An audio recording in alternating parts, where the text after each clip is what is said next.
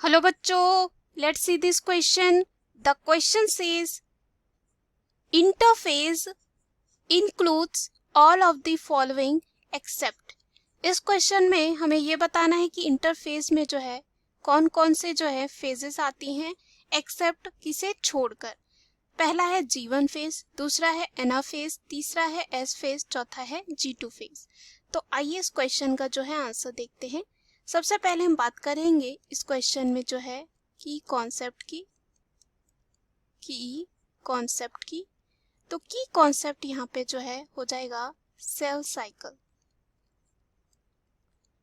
क्या होता है सेल साइकिल में जो है पेरेंट सेल जो है डिवाइड होता है, यहाँ पे कह सकते हैं टू डॉटर जो है सेल में, ताकि क्या हो सके टू डॉटर सेल जो है बना सके, और ये होता है सेल साइकिल के द्वारा.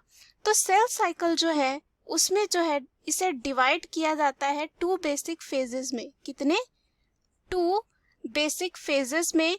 और पहला जो होता है वो होता है इंटरफेज. क्या होता है? इंटरफेज होता है. और यहाँ पे जो दूसरा होता है वो होता है एम फेज. एम यानी कि इसे कहा जाता है माइटोटिक फेज और कह सकते हैं माइटोसिस फेज.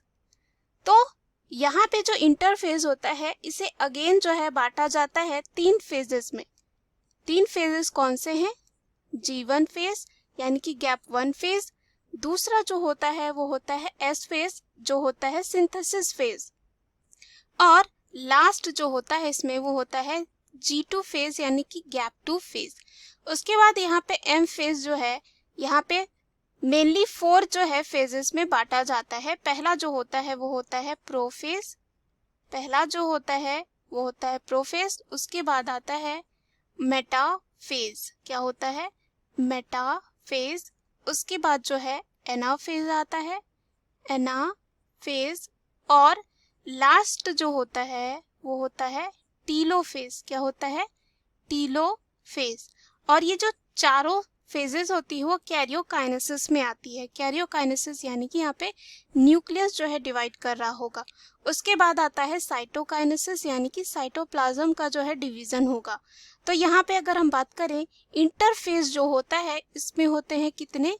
3 फेजेस होते हैं, G1, S और G2. तो चलिए हम यहाँ पे जो है ऑप्शन में चलते हैं. पहला जो ऑप्शन दे रखा है वो क्या है? G1 phase. तो यहाँ पे हमें एक्सेप्ट पूछा है यानी कि छोड़कर. G1 फेज जो है इंटरफेज में आता है तो यह क्या हो जाता है? गलत. दूसरा है एनाफेज. यस, ये जो है हमारे इस क्वेश्चन का आंसर हो जाएगा, क्योंकि एनाफेज जो होती है वो आती है माइटोसिस फेज में. तो ये क्या हो जाता है? यहाँ पे सही आंसर हो जाएगा इस क्वेश्चन के लिए. तीसरा है एस फेज. एस फेज भी जो है इंटरफेज में ही आता है. चौथा है G2 phase. Again G2 phase भी जो है इंटरफेज में आता है.